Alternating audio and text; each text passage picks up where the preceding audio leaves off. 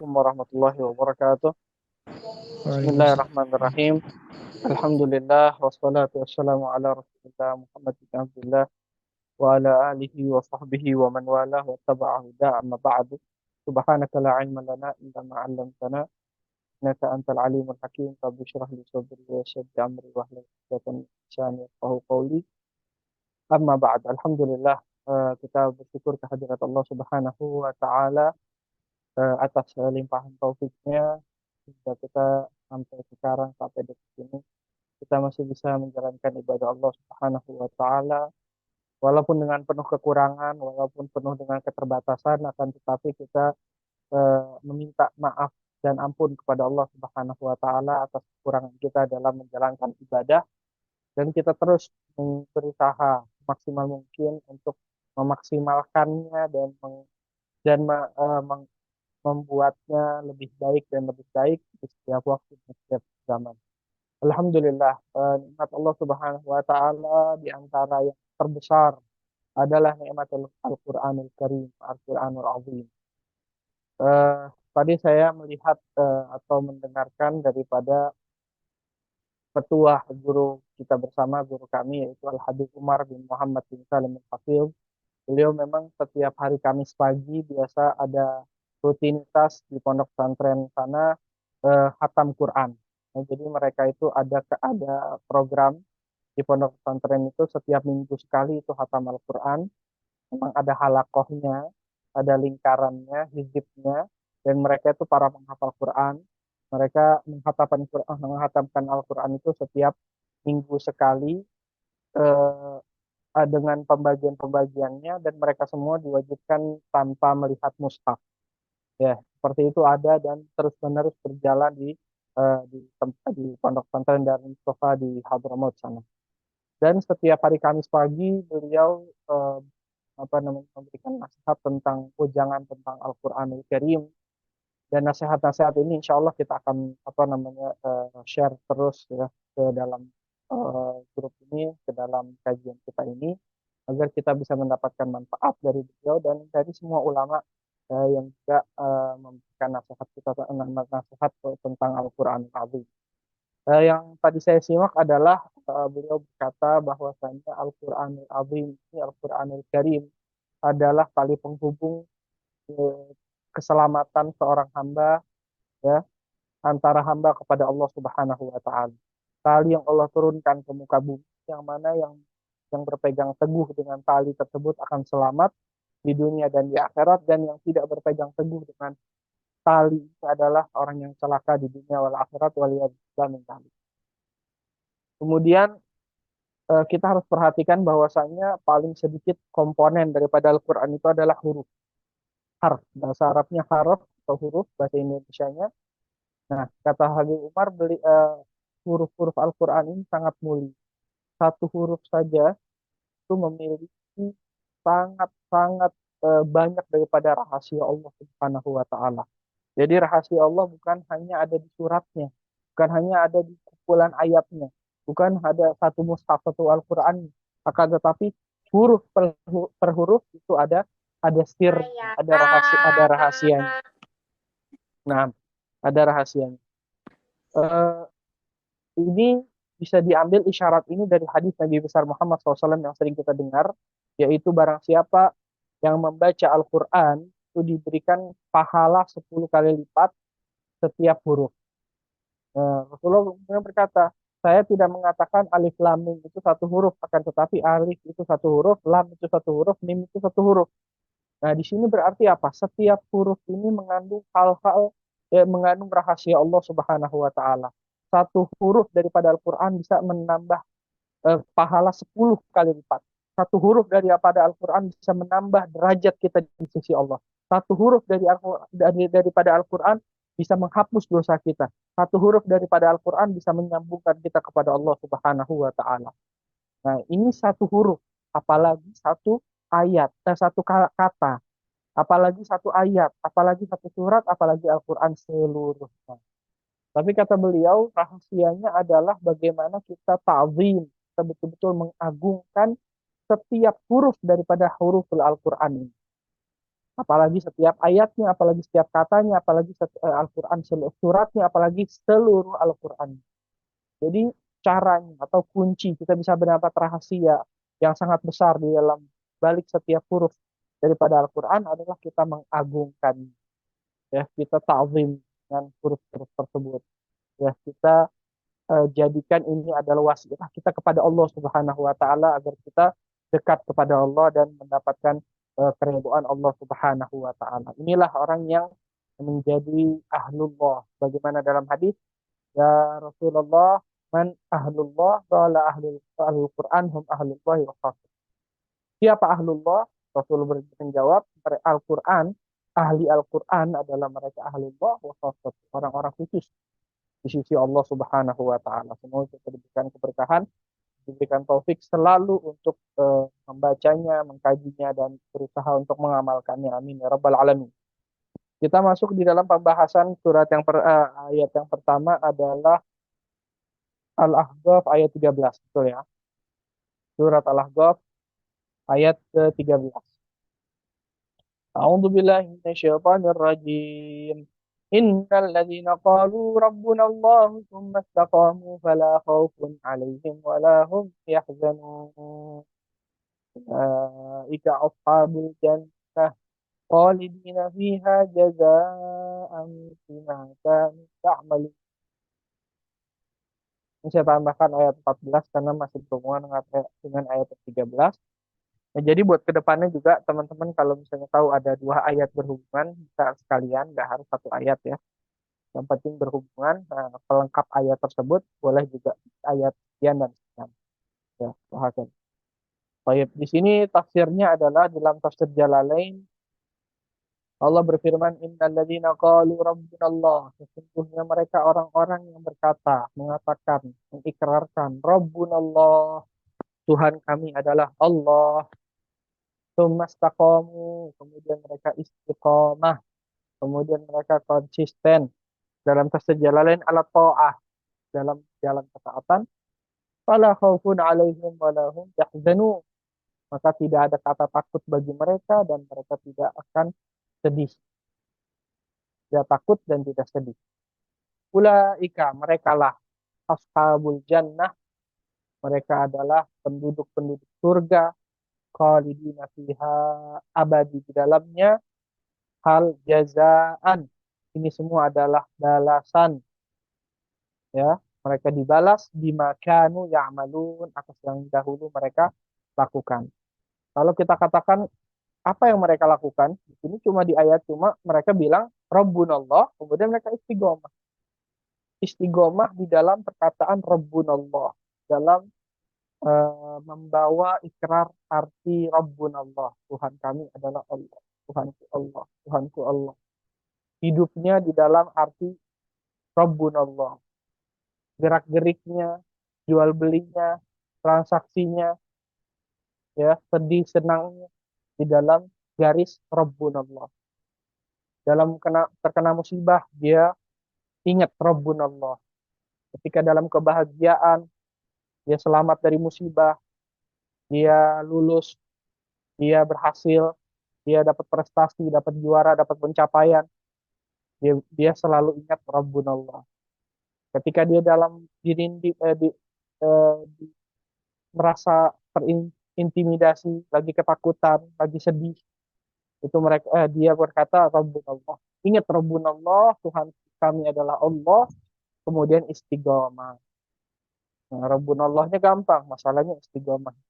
Ini sesuai hadis Nabi besar Muhammad sallallahu alaihi wasallam, "Qul qaulan la as'alu anhu ahadan ghairak."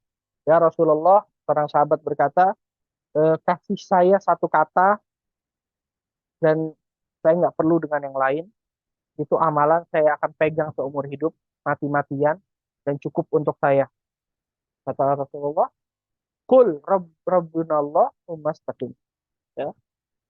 Qul rabbunallah tsumastaqim. Katakan, Tuhan kami adalah Allah, Rabbi Allah, tsumastaqim. Tuhan saya adalah Allah, kemudian jalan di atas jalan. Udah, kalau kita istiqomah di dalam jalan Rabbunallah, itu adalah kunci segalanya. Ini adalah hadis atau ayat juga yang disitir oleh Imam Nawawi di dalam kitab Riyadhus Shalihin dalam bab al-istiqomah. Dalam bab al-istiqomah. Istiqomah nggak gampang, istiqomah sulit. Ya, maka dari itu pahalanya sangat besar. Pertama, la khaufun alaihim. Mereka orang-orang yang tidak bisa istiqomah dalam Rabbun Allah, mereka itu nggak punya rasa takut sama sekali. Jadi takut kemiskinan nggak ada, takut kemelaratan nggak ada, takut musuh nggak ada, takut apapun nggak ada. Itu kalau yang mengatakan Rabbun Allah dan berjalan. Ya. Dan mereka aplikasikan dan mereka apa namanya realisasikan dalam kehidupan mereka. Khalas, la khaufun alaihim. Mereka tidak punya lagi rasa takut. Tidak ada rasa takut mereka kecuali dalam melanggar perintah Allah. Kecuali yang bertolak belakang dengan keridhaan Allah. Itu takutnya mereka. Walahum yahzanun, dan mereka tidak akan sedih sama sekali. Bagaimana mereka mau sedih? Allah bersama mereka. Allah Tuhan kami, itu Allah selalu bersama kami. Allah nggak akan tinggalkan kami. Maka dari itu mereka ahlu istiqomah ini, mereka di dalam fitnah iman, ya seperti para sahabat ketika di perang Ahzab, mereka sudah dikepung 10.000 musuh, ya, dan itu kemungkinan besar mereka terbantai dan mereka habis, ya, mereka diserbu habis, ya, mereka cuma berkata hasbunallah wa ni'mal wakil. Dan mereka berkata, hadza ma wa'adanallahu wa rasuluh wa sadaqallahu wa rasuluh. Ini adalah yang Allah janjikan dan Rasulnya janjikan, dan sungguh benar Allah dan sungguh benar Rasul. Tambah iman, tambah iman, tambah iman. Juga di dalam perang Hamraul Asad, yaitu setelah perang Uhud, para sahabat terluka-luka, banyak korban jiwa, banyak yang terluka, banyak yang pincang, nggak bisa jalan, tangannya terpotong dan sebagainya. Baginda Rasulullah SAW juga seperti itu. Beliau terluka. Tiba-tiba ada seruan bahwasanya malaikat Jibril, ya, menghadap kepada Rasul. Ya Rasulullah, saya saja, kami para malaikat belum selesai meletakkan senjata kami. Maksudnya apa? Kita serang, mereka akan menyerang kita, kita harus serang kembali. Ya, maka dari itu Rasulullah mengumumkan tidak boleh hadir peperangan besok kecuali yang hadir perang Uhud.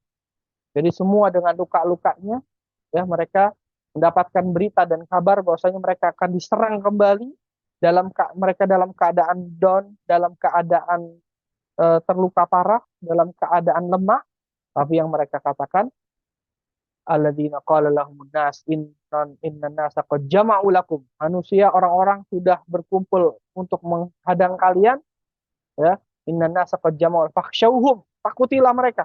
Ya, khawatirkan mereka. Faqalu hasbunallah wa ni'mal wakil. Jawabannya mereka satu kata. Hasbunallah wa ni'mal wakil. Cukup bagi kami Allah, dan Allah adalah sebaik-baik pelindung bagi kami. Fangqalabu bi ni'matin minallah wa ridwan lam yamsassu. Maka mereka nggak ketemu musuh, tapi malah ketemu harta yang berlimpah dari Allah Subhanahu wa taala. Mereka berjumpa dengan pasar, mereka berjual beli dan mendapatkan untung. Bi ni'matin minallah. Mereka pulang dengan nikmat dari Allah Subhanahu wa taala. Lam yamsassu, tidak tersentuh oleh keburukan sedikit pun. Nah, itu adalah keyakinan, ya. Ini adalah ahli istiqomah, alladzina qalu rabbunallah tsumma istaqam. Nah, apa yang bisa kita petik dari sini? Yang bisa kita petik daripada hikmah daripada ini adalah taufikul hayahnya. Nah, bahwasanya poinnya adalah sesungguhnya orang-orang yang menghimpun daripada sifat iman kepada Allah wahdahu la syarikalah, dan juga bisa mampu berusaha untuk istiqomah dalam manhaj syariah, itu mereka betul-betul berada di puncak kebahagiaan dunia dan akhirat, baik dari material atau dalam fisik atau dalam mental. Mereka dalam kebahagiaan dunia dan akhirat. Mereka orang yang tenang, mereka orang yang tentram, hatinya tenang, ya.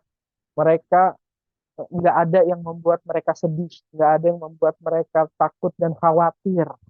Mereka nggak takut masa depan mereka yang hantui mereka. Mereka nggak takut apapun. Mereka tidak akan menangisi masa lalu dan tidak akan khawatir masa depan. Itulah mereka. dan mereka akan senantiasa abadi, kekal abadi dalam surganya Allah Subhanahu wa taala atas apa yang mereka persembahkan kepada Allah daripada iman yang kuat dan istiqomah dalam iman tersebut. Insya Allah ya. Nah, insya Allah kita coba untuk istiqomah seperti ini. Memang tidak mudah, akan tetapi tidak mustahil. Allah tidak la yukallifullahu nafsan illa usaha. Allah tidak menguji seseorang kecuali sekemampuan. Saya saya diuji, saya dapat musibah, tapi saya nggak mampu, nggak mungkin. Ya, pasti kamu nggak diuji oleh Allah dengan suatu ujian, melainkan engkau lebih kuat, kau bisa menjalankannya dan bisa melewatinya dengan menang, dengan kemenangan. Wah, kata. Begitu juga istiqomah. Istiqomah ini istiqomah di dalam jalan Allah, istiqomah di dalam manhaj Rasulullah, istiqomah di dalam agama Islam. Nah, ini yang harus kita pertahankan, ya, keteguhan, ketegaran semuanya ada di dalam al-istiqomah. Istiqomah gimana caranya? Yaitu kita memperbanyak amal soleh, itu akan menjaga keimanan kita. Kita memperbanyak baca la ilaha illallah, kita akan memperbaharui iman kita. Bagaimana dalam hadis, jadidu imanakum aksiru min qawli la ilaha illallah. Perbaharuilah iman kalian dan perbanyaklah baca la ilaha illallah. Rasulullah memang khawatir beliau tidak bisa istiqomah. Padahal beliau adalah makhluk yang paling memang istiqomah sulit. Ya akan tetapi Allah akan membantu barang siapapun yang mau dan berusaha untuk istiqomah. Karena kira jelas tafsir ayat ini surat Al-Ahqaf ayat 13. Selanjutnya surat apa dan ayat berapa? Fadhol. Untuk selanjutnya surah Al-Hajj ayat 46. Oke. Surat Al-Hajj ayat 46. 46.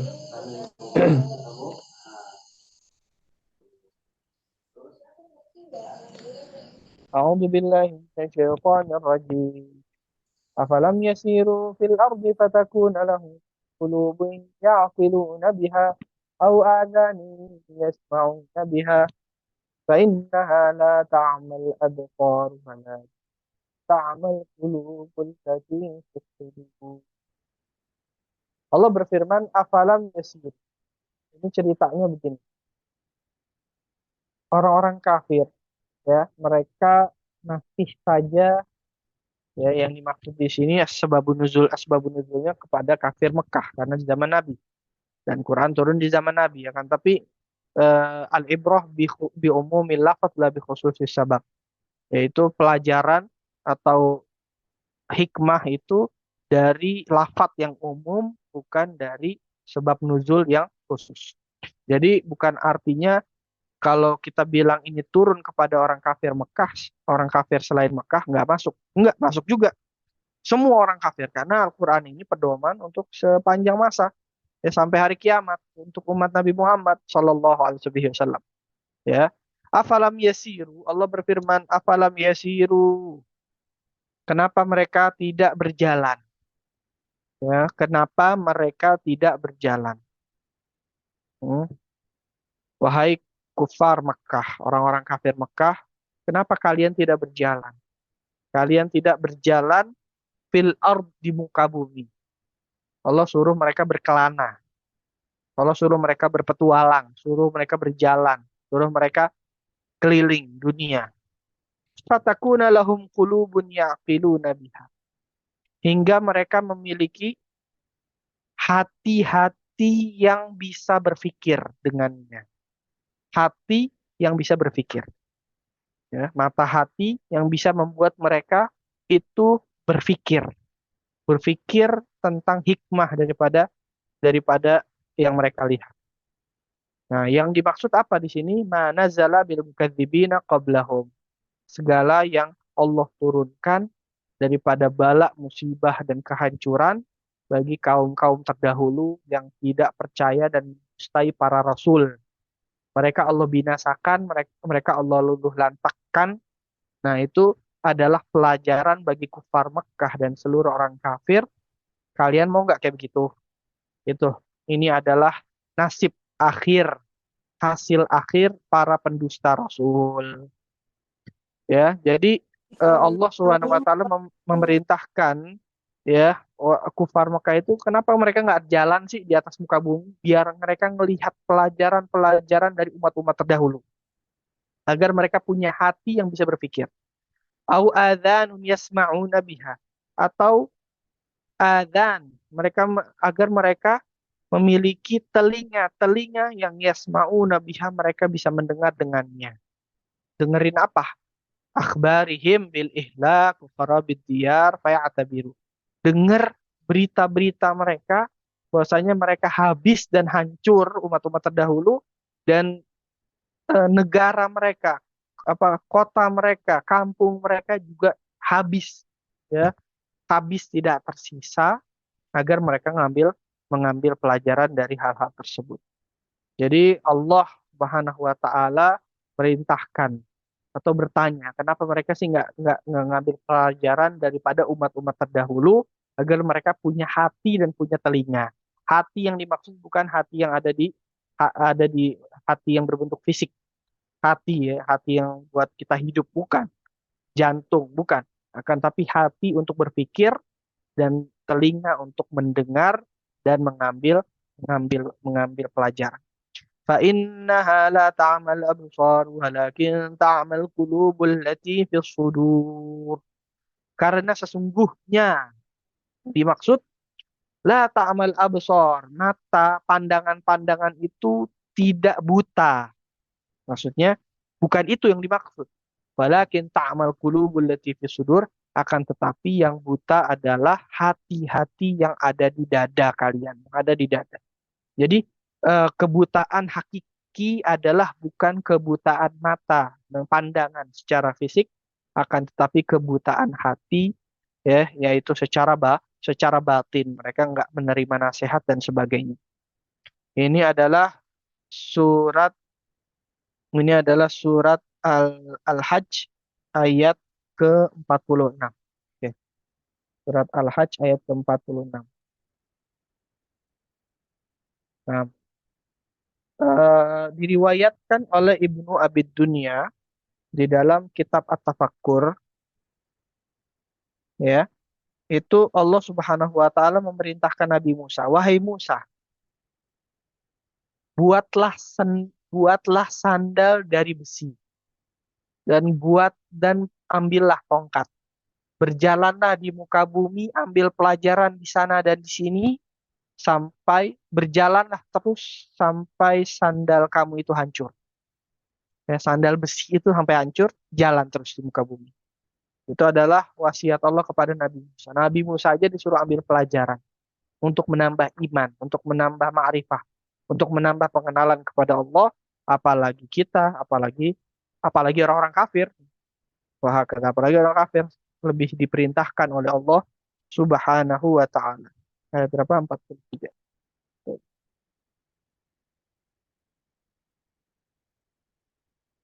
Nah, afalam yasiru ayat 46. Ayat 46 ini temanya adalah mengambil mengambil pelajaran. Baik. Sesungguhnya eh baik.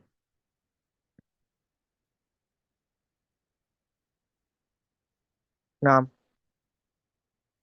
Allah berfirman, afalam yasiru fil ard, ayat ini. Ini adalah suatu dorongan dan suatu motivasi dari Allah yang sangat jelas agar kita selalu berpikir dan merenungi ya tanda umat-umat terdahulu yang sudah hancur yang Allah binasakan dengan sebab kekafiran mereka dan kezaliman mereka.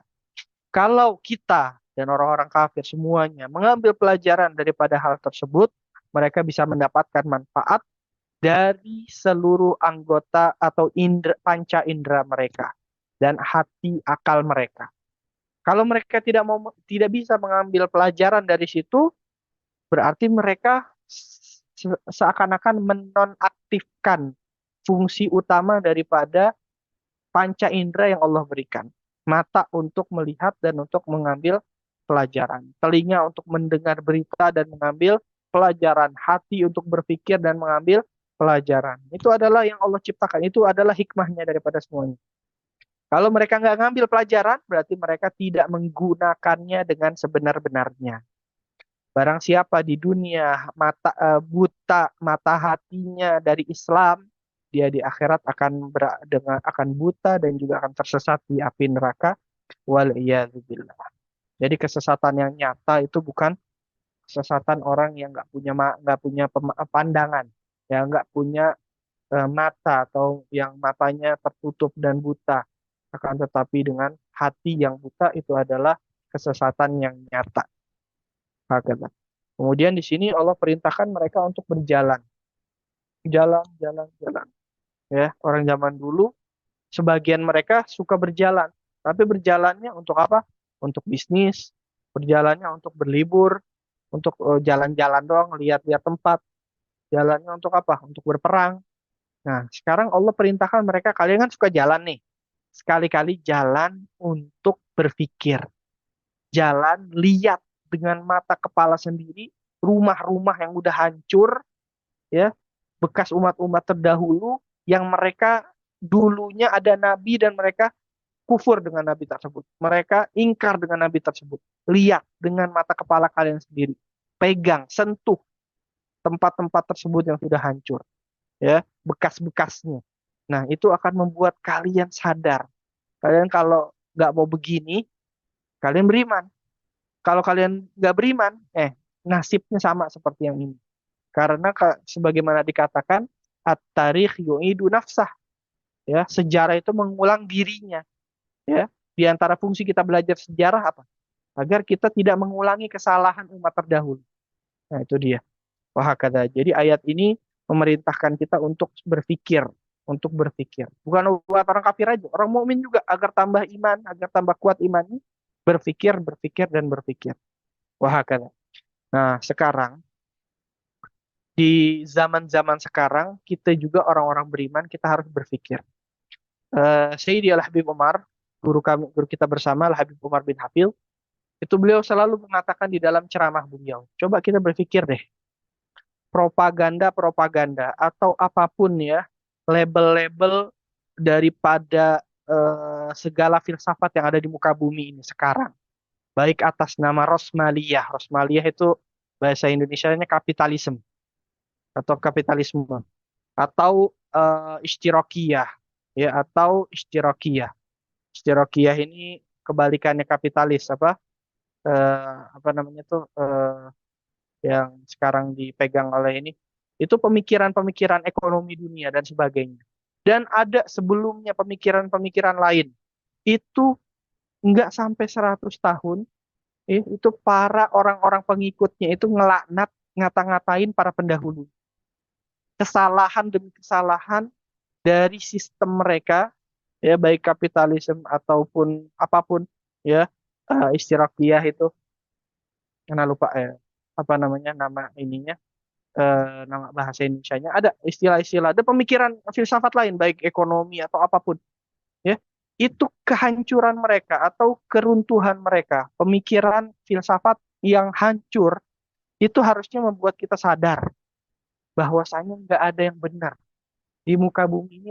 Yang disusun manusia sehebat apapun pemikiran manusia, mereka akan kelihatan cacatnya dan kekurangannya. Maka dari itu hendaknya kita jangan berkiblat, ya, dalam segala aspek kehidupan kecuali kepada Allah Subhanahu wa taala dan syariat Allah dan manhaj Allah. Cara berpikir yang ada di Al-Qur'an, metode berpikir dalam Al-Qur'an, itulah yang paling benar. Jangan kita percaya yang ada di barat dan yang di timur.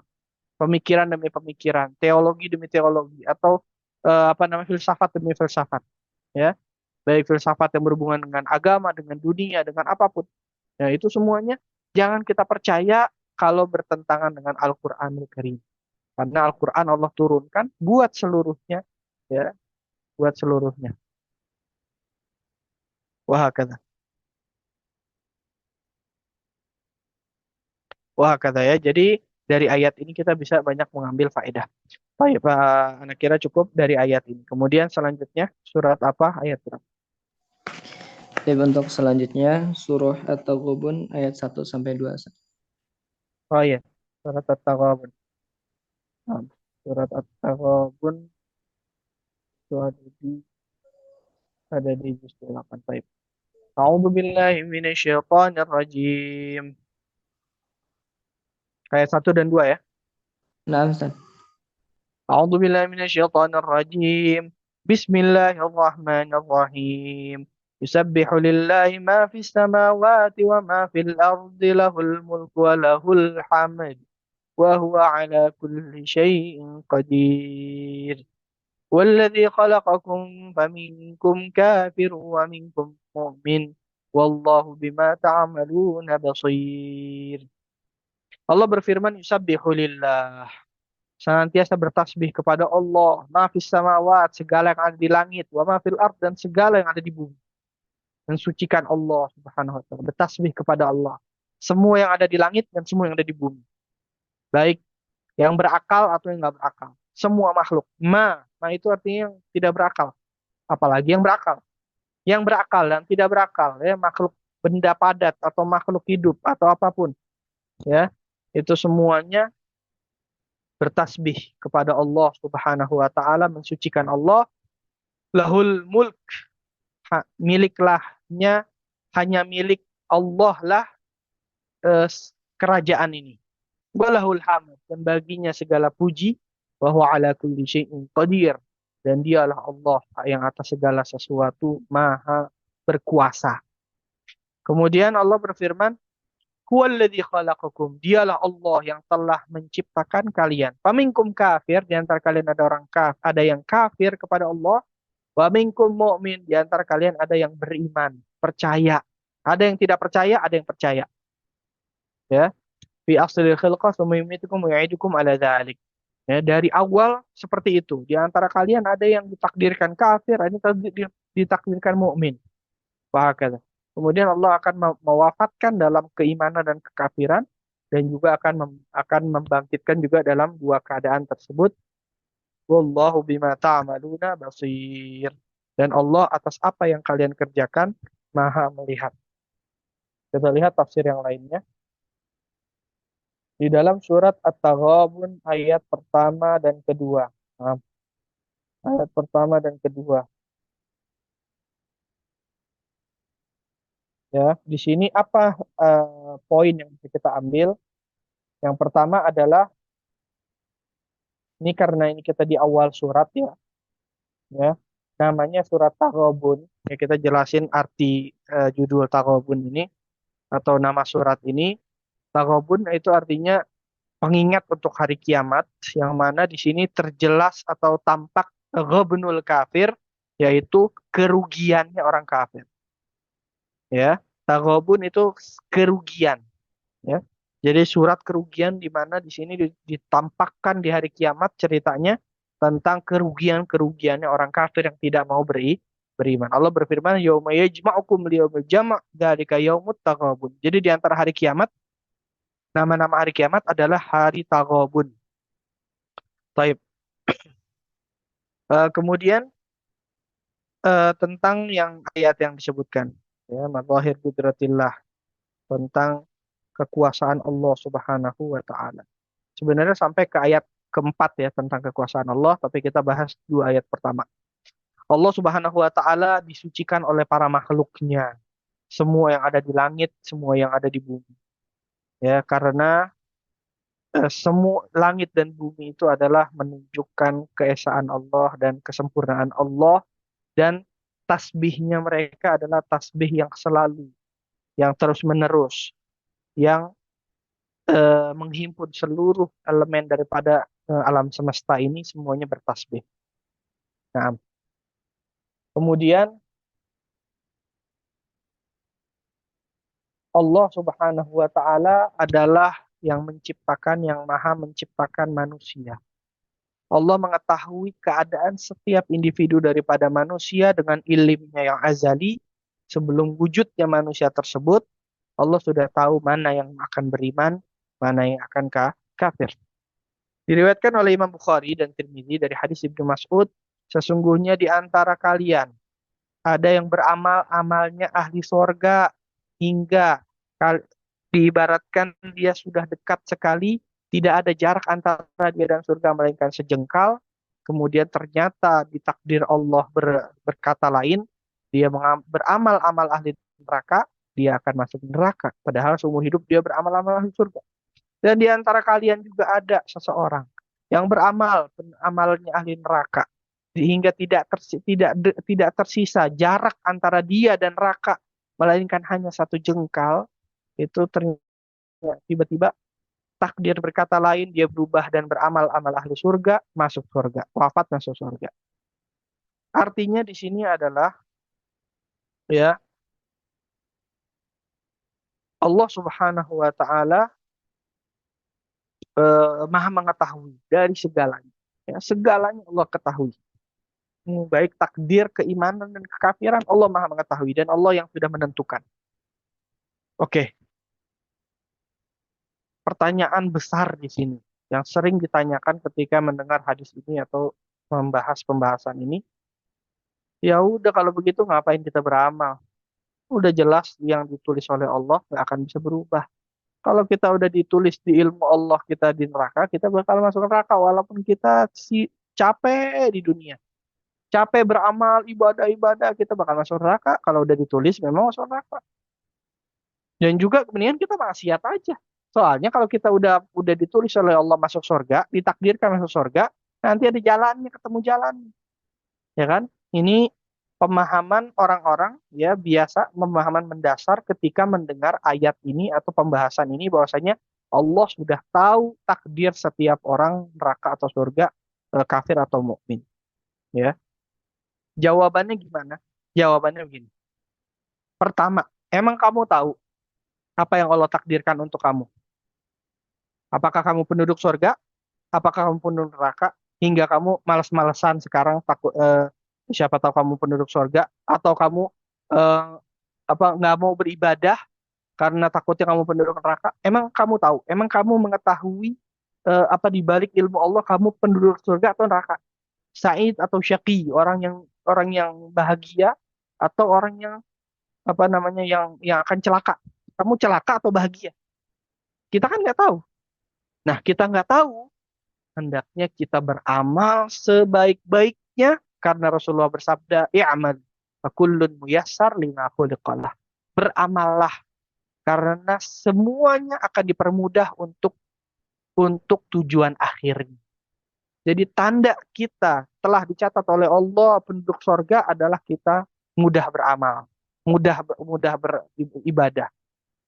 Dan tapi kalau orang sulit untuk tobat, nggak mau hijrah, nggak mau tobat, nggak mau ibadah dan sebagainya, nggak mau ninggalin dunianya yang gelap itu tanda ya, tanda besar bahwasanya dia adalah takutnya ya Allah sudah takdirkan dia adalah penduduk neraka. Jadi tugas kita ini bukan mengetahui apa hasil akhir, akan tapi berusaha semaksimal mungkin kita jalankan di dunia ini dengan ibadah, dengan tunduk kepada Allah Subhanahu wa taala. Nah, jadi kita bukan diperintahkan untuk cari tahu, tapi kita kerjakan, nanti Allah yang akan tentukan. Wah, kan. Kemudian yang kedua, nah kan di hadis ini katanya orang yang beramal soleh pun bisa masuk neraka. Orang yang amal baik pun bisa masuk surga. Iya, tapi dengan amal. Paham nggak? Jadi ini hadis ini kan tadi disebutkan orang beramal ahli surga. Kemudian di akhir umurnya dia akan beramal ahli neraka. Tetap ada amal ahli neraka. Nggak mungkin beramal ahli surga tiba-tiba wafat masuk neraka. Orang beramal ahli neraka, maksiat, wafat, masuk surga.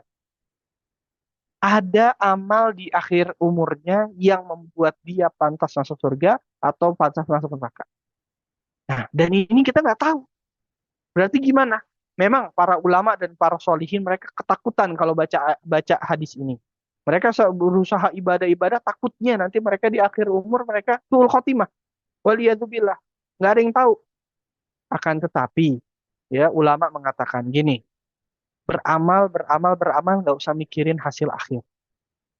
Dan kebanyakan orang yang beramal soleh, insya Allah wafatnya husnul khatimah. Kecuali sedikit, dan itu karena maksiat di dalam hatinya. Mungkin dia menentang para aulia Allah, mungkin dia tidak adab kepada Allah, dia punya maksiat dalam hati yang dia sembunyikan, nah itu penyebab su'ul khatimah. Jadi bukan dia lurus-lurus aja, lurus dohirnya, tapi batinnya itu ada kerusakan yang membuat dia su'ul khatimah. Tapi kalau kebalikannya, orang yang masuk surga tadinya ahli maksiat, kata ulama ini banyak, ya. Orang yang kafir seumur hidup, kemudian di akhir akhir akhir umurnya dia masuk Islam, wafat. Orang yang maksiat terus di akhir umurnya dia tobat. Nah, ini seperti ini banyak karena rahmat Allah Subhanahu wa taala, tapi bukan artinya kita teruskan maksiat, siapa tahu kita nanti tobat. Enggak seperti itu. Tetap tetap ya, kemaksiatan itu tanda amal penduduk ahli neraka yang harus kita tinggalkan, bukan artinya kebanyakan orang bakalan tobat, bakalan terima tobatnya. Belum tentu kamu. Siapa tahu kamu pengecualian, tetap yang penduduk neraka apa sampai akhirnya dengan amalan ahli neraka. Waliyadzubillah. Nah, ini adalah sedikit pemahaman tentang kekafiran dan mukmin, iman dan kufur. Jadi bukan tugas kita untuk mengetahui hasil akhir, tapi tugas kita untuk berusaha. Sedikit ya, contoh terakhir itu adalah yang dikatakan masyayikh kita, guru-guru kita, ibaratnya kita di dunia ini lagi diuji, sedang ikhtibar, sedang ujian akhir, sedang ujian. Ada biasanya guru kita yang kenal dengan kita itu tahu dari watak kita, kita itu bakalan lulus atau enggak. Tapi sangat tidak adil kalau guru kita tidak ngasih kita kertas ujian dan cuma cukup bilang, enggak, kamu nggak bakalan naik, kamu nggak bakalan lulus. Kalau kamu pasti lulus, tetap harus ada yang namanya ujian. Nah, kita di dunia ini adalah waktu saat ujian masal kita di dunia. Ya, Allah sudah tahu hasil akhirnya. Akan tetapi Allah berikan kita keadilan dan ikhtiar, kita berusaha menjawab yang benar agar kita lulus dan kita membuktikan sendiri takdir Allah bahwasanya Allah mentakdirkan kita kebaikan. Tapi kalau kitanya ya apa namanya nggak benar, nggak paham, nggak bisa menjawab dengan benar dan sebagainya di dunia ini, ya maksudnya kita maksiat terus dan melawan terus ya, berarti jawabannya salah terus. Nah, itu berarti kita membuktikan diri kita sendiri yang Allah takdirkan itu sesuai, yaitu penduduk neraka waliyadzubillah. Ini sedikit daripada contoh bagaimana apa namanya keadilan itu Allah berikan kepada kita dengan memberikan kita ikhtiar. Ya khairullahu alam bisawab. Anak kembalikan ke moderator kalau ada pertanyaan. Tapi alhamdulillah untuk pembahasan malam ini telah selesai. Barangkali daripada pembahasan malam ini ada yang ingin bertanyakan, silakan bisa melalui chat kolom komentar atau bisa secara langsung dengan open mic. Tafadhol.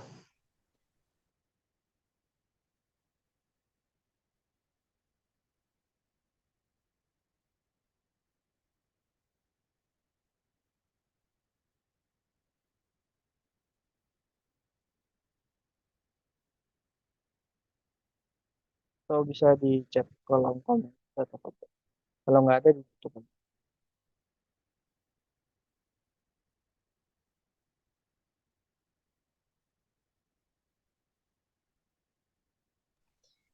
Tapi jika tidak ada pertanyaan, mari kita sama-sama tutup kajian tafsir dan tadabbur Al-Quran ini.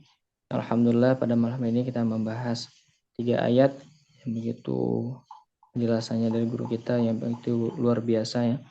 Dimana alhamdulillah syukron jazakallahu khairan kepada Ustaz Haikal yang telah menyampaikan keilmuannya yang luar biasa ini, yakni terkait Al-Quran yang dimana tadi disampaikan bahwasanya satu hurufnya saja itu Allah membaca satu huruf saja Allah berikan 10 pahala amal kebaikan. Dan tidak dikatakan bahwasanya alif lam itu satu huruf, walakin alif harfun, lam harfun, dan mim harfun. Dan juga dikatakan oleh guru kita yakni satu hurufnya itu bisa mengangkat derajat kita, satu hurufnya itu bisa menghubungkan kita kepada Allah Subhanahu wa taala. Satu hurufnya itu bisa menghapus dosa-dosa kita, dan mudah-mudahan kita semua bisa sama-sama disekomahkan untuk bisa sama-sama mempelajari, membaca dan juga mengamalkan Al-Qur'an. Mari kita sama-sama tutup dengan pembacaan alhamdulillah, alhamdulillahirabbil alamin, dan juga doa kafaratul majlis. Subhanakallahumma wa bihamdika asyhadu an la ilaha illa anta astaghfiruka wa atubu ilaik. Wassalamualaikum warahmatullahi wabarakatuh. Assalamualaikum warahmatullahi wabarakatuh.